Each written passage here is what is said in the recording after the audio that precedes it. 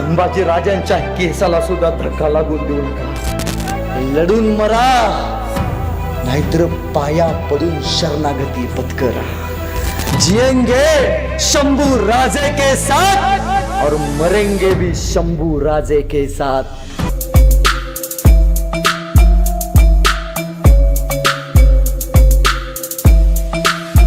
घोड्यावरती बसवलं, परत घेऊन जायला निघाले.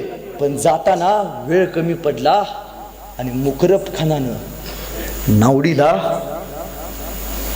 अवघ्या 1000 सरदारांचा ताफा उभा केला. मालोजी बाबा सोबत संभाजीराजे, सोबत संताजी, कवी कलश हातात शमशेर घेऊन एका नदीला मुकरब खानाचा सेनासागर भेटायला आला होता. काठावर होता शिवपुत्र संभाजी आणि ठरलं एकच, लढून मरा, नाहीतर पाया पडून शरणागती पत्करा. संभाजी महाराजांनी मातीसाठी लढायचं ठरवलं. 60 वर्षाचे मालोजी बाबा संभाजीराजांना सांगतेत, राज तुम्ही निघा. बाजी प्रभूंनी शिवरायांसाठी घोडखिंड अडवली.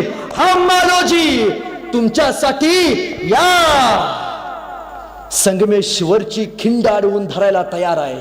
तरी संभाजीराजे म्हणतात, मालोजी बाबा तुमच्या थकल्या खांद्यावरती स्वराज्य सोपवून जायला राज नाही झालो, आपण घेऊ आणि लढू इथंच. तलवार काढला, संयुद्ध.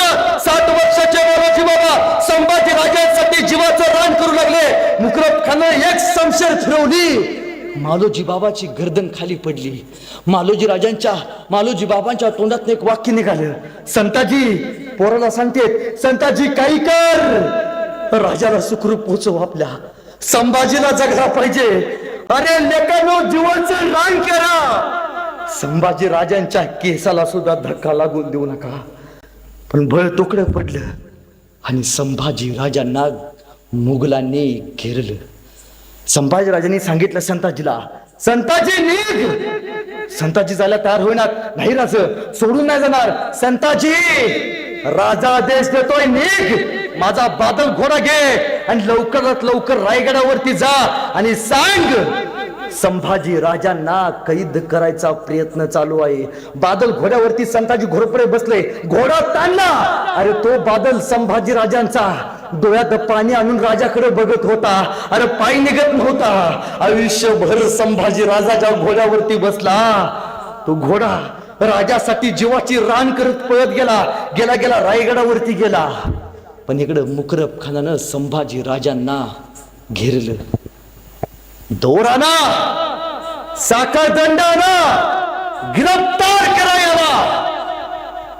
पण कोणाची जिगर होय ना, एखादा समोर जायचा, संभाजी राजांची फक्त नजर वारवायची.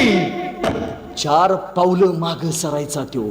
त्यावेळी त्याला कळालं, जगात सगळ्यांचा नाद करा, पण मराठ्यांचा नाद करायचा नाही. माझी बात नाही. छोटी दोर आणले, साखळ दंड आणलं, फितुरीनं संभाजी राजा गिरफ्तार केला. स्वराज्याचा छावा संभाजी राजा पकडला गेला. आणि औरंगजेबाला बातमी कळाली, हुजूर काफर संभा आ गयाच. आणि औरंगजेब उठून उभा राहिला, नमाजाच्या रुकाता पडायला लागला. हे अल्लाह रहम दल्ली आ गयाच, अब दिखाएंगे उसको औरंगजेब चीज क्या है.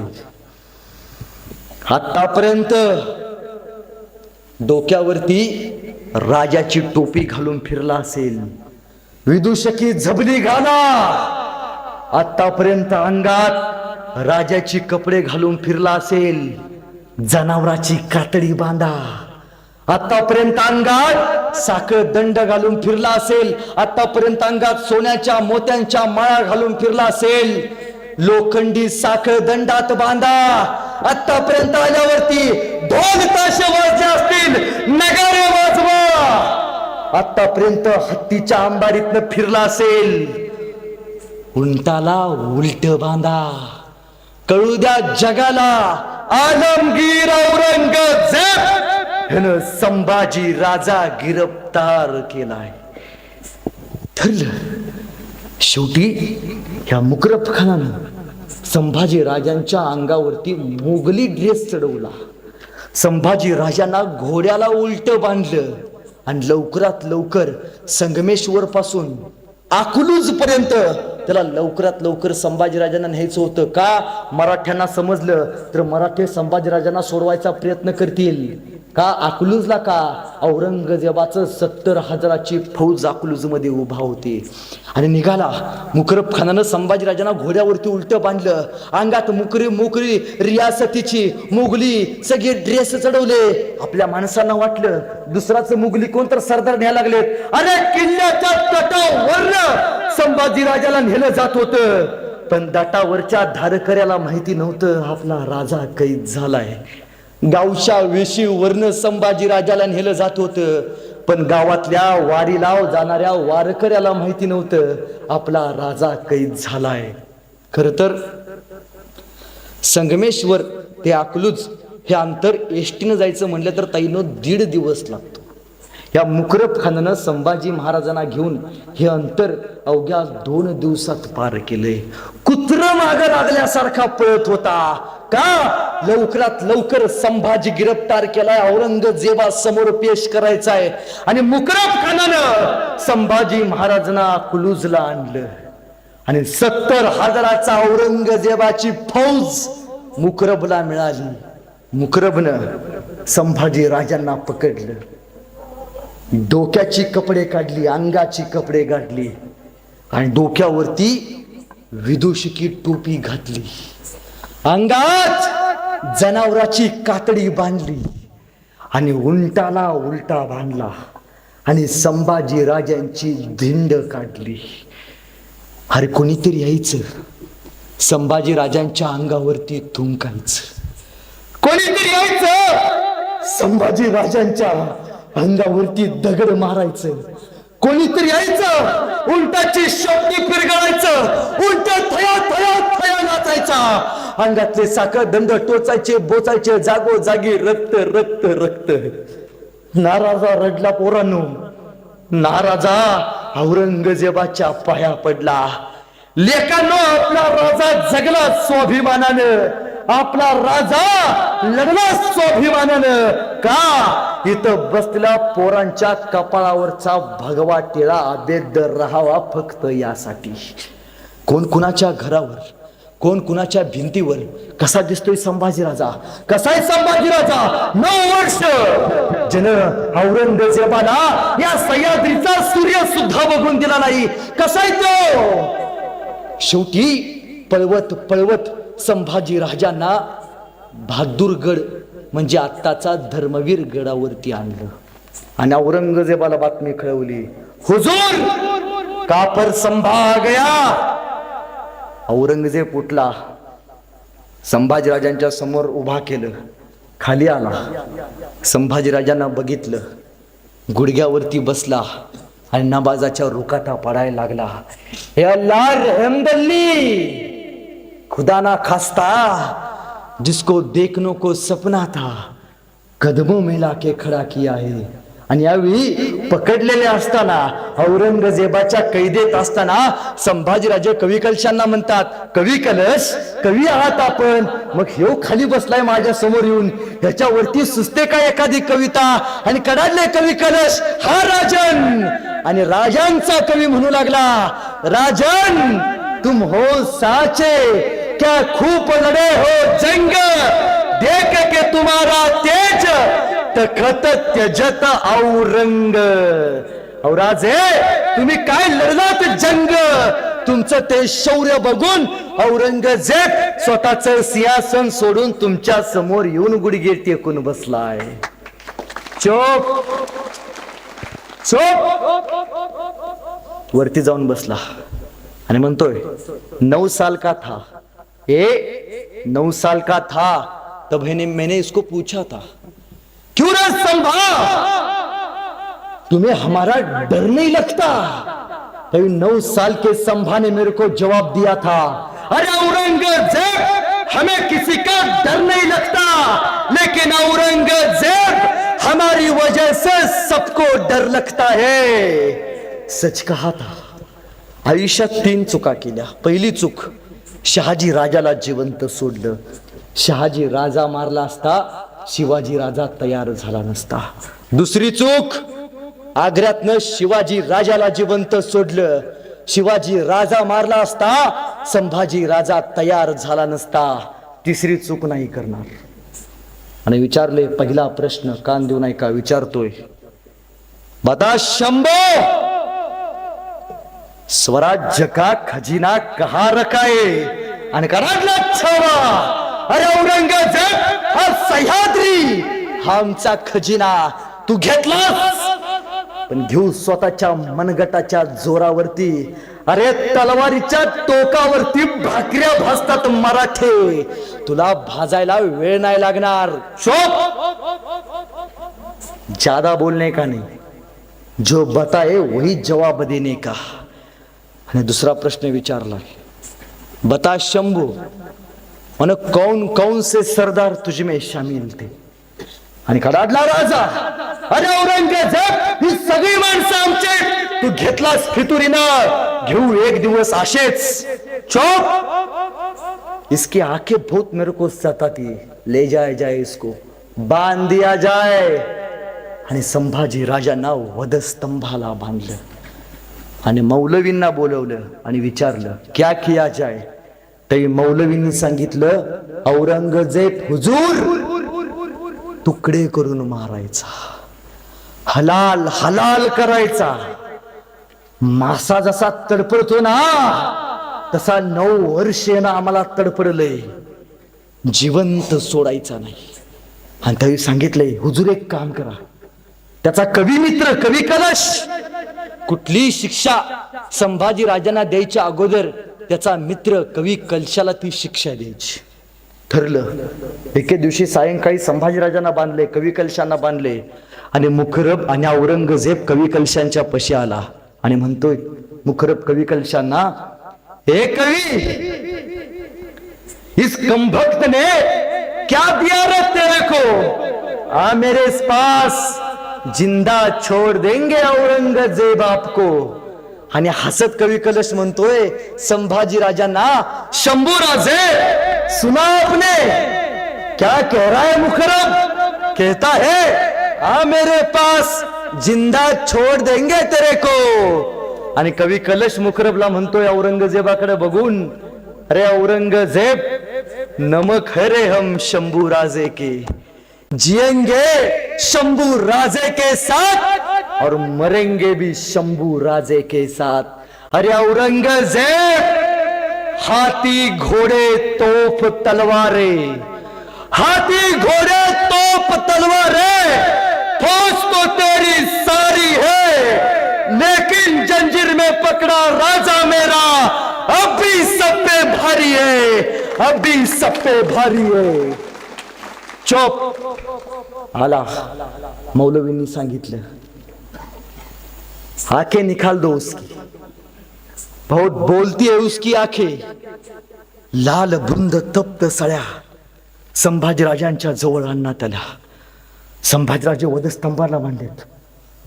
सप्त तया जवळ आल्या. गरम सळ्या धुऱ्यांच्या रेषा सोडणाऱ्या संभाजीराजांच्या डोळ्यांच्या समोर आल्या.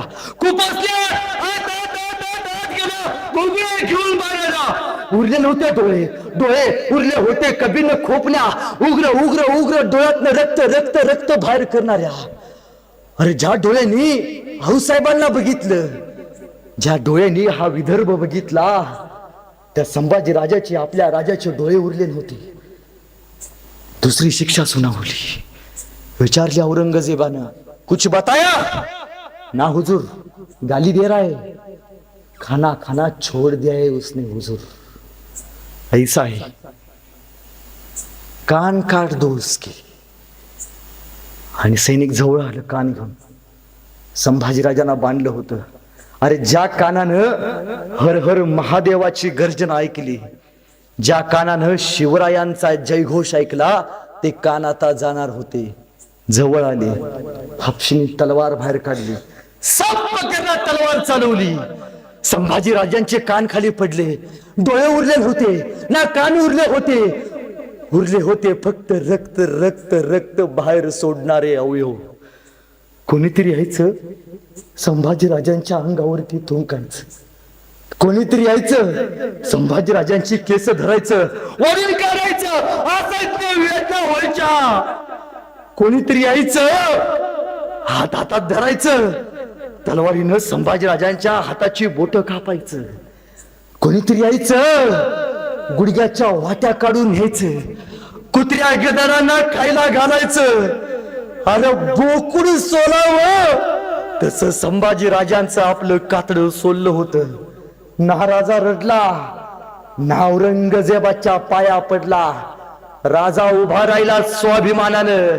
फक्त फक्त माझी पोरं धर्मासाठी जगावीत आणि मरावीत यासाठी. एक जण आला, त्यानं संभाजी राजांच्या अंगावरती तलवारीनं नक्षीकाम करायचं चालू केलं. एक जण आला, हातात मीठ घेतलं, संभाजी राजांच्या अंगाला मीठ चोळलं. अरे माता तडपडावा तसा राजाचा देह तडपडला, ना पाणी दिलं, राजा माशासारखा तडपडायला लागला. कोणीतरी आलं, संभाजी राजांच्या अंगावरती गरम पाणी ओतलं. हनुमानाला सेंदूर फासावा तसा राजा दिसत होता. भूतासारखी अवस्था करून ठेवली होती आपल्या राजाची, भूतासारखी. आणि तिसरी शिक्षा सुनावली, जबान बहुत बोलती है उसकी, निकाल दो जबान. ज्या जिभेनं जगदंब जगदंबच्या जयघोष दिला, जी जीभ या विदर्भातल्या शेतकऱ्यांच्या तोंडावरती पराक्रमाची गाथा सोडून गेली, ती जीभ आता जाणार होती. हापशी जवळ आली, संभाजीराजांच्या जवळ आली. हापशींनी संभाजीराजांचा जबडा दाबायचा प्रयत्न केला, तोंड उघडे ना. जबडा दाबायचा प्रयत्न केला, संभाजीराजे तोंड दाबून धरलं, उघडे ना. दाबून धरलं, उघडे ना. अरे कसं उघडेल? वाघाच्या जबड्यात घालून हात मोजती दात, ही आमची अवकात सांगणारा संभाजी राजा आहे. कशी उघडेल? शेवटी हापशीने एक युक्ती काढली, संभाजीराजांचं नाक दाबून धरलं, नाक दाबून धरलं, श्वास गुदमरला, श्वास घेण्यासाठी तोंड उघडलं, सामशात टाकली, जीभ बाहेर काढली, तलवार काढली, जीभ तोडली, ती सुद्धा खाली पडली. तयार नव्हती राजापासून वेगळं व्हायला. तोंडातनं रक्त रक्त रक्त रक्त रक्त बाहेर येत होत. ना डोळे उरले होते, ना कान उरले होते, ना जीभ उरली होती. शेवटची शिक्षा ठरली, कलम कर देंगे गर्दन इसकी. परत मौलवींच्या सांगण्यावरून संभाजी राजांना उंटाला उलट बांधलं. पुण्याला कधी गेलात तर ताईनो आपण आळंदीला जातो. ज्ञानोबारायांची समाधी बघितला असाल. आळंदी पासून 10 किलोमीटर अंतरावरती वडू, बुद्रुक, तुळापूर, भीमा, भामा, इंद्रायणी 3 नद्यांचा संगम, पवित्र संगम औरंगजेबानं बाद करायचा ठरवला. तुळापूरला नेऊन गर्दन कलम करायची. परत संभाजी राजांचा देह उंटाला उलटा बांधला. फरफटत 100 किलोमीटर संभाजी महाराजांना वडत नेलं आणि तुळापूरच्या वधस्तंभाला बांधलं. फाल्गुन मध्य अमावस्या, गुढीपाडव्याचा दिवस. असं म्हटलं जातं की गुढीपाडव्याच्या दिवशी संभाजी राजांची हत्या केली. चूक. गुढीपाडवा हा महाराजांच्या अगोदर सण साजरा करत आलेला, पण दुर्दैव हिंदूचं की दुःख म्हणजे संभाजीराजांचा मृत्यू आणि सुख म्हणजे गुढीपाडवा, दोन्ही गोष्टी एकाच दिवशी आलेत. आणि शेवटची शिक्षा सुनावली, गर्दन कलम किया जाए उसकी. हापशी आली, वधस्तंभाला संभाजीराजांना बांधलं होतं. डोळे नव्हते, कान नव्हते, जीभ नव्हती, हाताची बोट नव्हती. शेवटचा श्वास घ्यायला राजा तयार होता. आपल्या राजानं एकदा ह्या मातीला बघितलं. आबासाहेब, कान नाही उरले बर का आबासाहेब. आबासाहेब, तुमची जय जयकार करणारी ही जीभ सुद्धा तुमच्या लेखाची उरली नाही बर का आबासाहेब. आबासाहेब, ज्या डोळ्यांनी मी हा विदर्भ, हा महाराष्ट्र बघितला, ते डोळे सुद्धा नाही राहिले बरं का आबासाहेब. आबासाहेब, येतोय बरं का तुमच्याकडं. तुमच्या छाव्याला शेवटचं घ्या ना आबासाहेब जवळ. रक्तानं माक लावता रे संभाजी राजा. हापशी जवळ आले. संभाजी राजांना बघितलं. वारा स्तब्ध झाला. पक्ष्यांचा किलबिलाट शांत झाला. तलवार बाहेर काढली. साप करणात तलवार चालवली.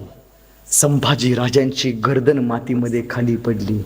संभाजी राजांच्या तोंडून एक वाफ निघाली. वाफे बरोबर माती आकाशात उंच उडाली आणि उडणाऱ्या मातीला माझा संभाजी राजा सांगत गेला, सांगा शिवरायांना, तुमचा छावा मातीत नाही मेला, तुमचा छावा मातीसाठी मेला. अरे मातीत मरणारे कैक असतात, मातीसाठी मरणारे संभाजी राजे असतात, हे सांगत गेला. शेवटी औरंगजेबानं संभाजी राजांची गर्दन धरली. भाला रवला. नाचत नाचत अख्ख्या वरीत आपल्या राजाची मिरवणूक काढली. अरे भाला गर्दनीला रवला. नाचवली अखंड गावात गर्दन. इंद्रायणीकडे आणली आणि इंद्रायणीच्या तिरेत भाला रवला. संभाजी राजांच्या गर्दनीतनं एक रक्ताचा थेंब इंद्रायणीत गेला. पोरांनो, आयुष्यात प्रत्येकाच्या वाट्याला संकट येतं. आयुष्यात कधीतरी मरू वाटतं. प्रत्येकाच्या आयुष्यात एकदा तरी डिप्रेशन येतं. भरती होत नाही, अधिकारी होत नाही, मार्क मिळत नाहीत. कधी मरू वाटलं, एक काम करायचं, गाडी काढायची, पुणे गाठायचं आणि तिथनं एसटीनं वडू बुद्रुक तुळापूरला जायचं. पोरांनो, संभाजीराजांच्या समाधीपाशी जायचं, राजाला बघायचं, मुजरा करायचा धन्याला, इंद्रायणीकडे जायचं आणि विचारायचं, सांग ना इंद्रायणी, शत्रूशी आणि संकटाशी कसा लढला माझा संभाजी राजा. ती इंद्रायणी सुद्धा सांगेल, अरे ऐक लेका, तुझा राजा लढला स्वाभिमानानं, तुझा राजा संकटाशी भिडला स्वाभिमानानं, तुझा राजा धर्मासाठी लढला आणि मेला स्वाभिमानानं. हे ऐक, ही ज्वलंत प्रेरणा आहे.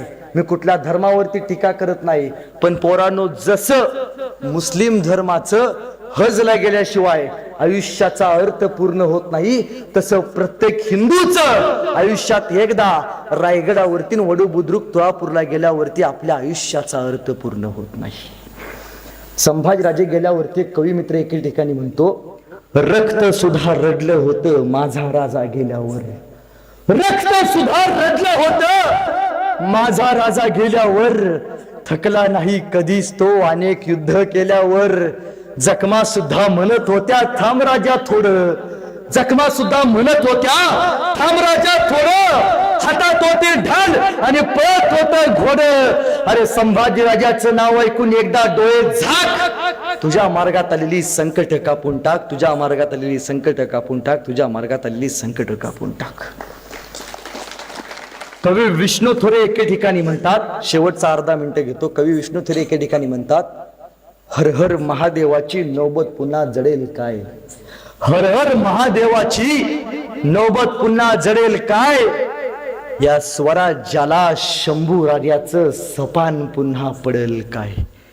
अरे जातीवरून दंगे येते, झेंड्यावरून पंगे, जातीवरून दंगे येते, झेंड्यावरून पंगे, आपलेच युद्ध आता आपल्या संगे. अरे धर्मासाठी मृत्यूची झुंज कोणी लढेल काय, स्वराज्याला संभाजी राजाचं सपान पुन्हा पडेल काय. मर्द आता जिता है पिऊन थोडा खंबा, मर्द आता जिता है पिऊन थोडा खंबा, मरणाला लाजवणारा कुठं दिसत नाही आता संभा. त्या शंभू सारखा शूरवीर तरुण इथे घडेल काय, या स्वराज्याला संभाजी राजांचं सपान पुन्हा पडेल काय.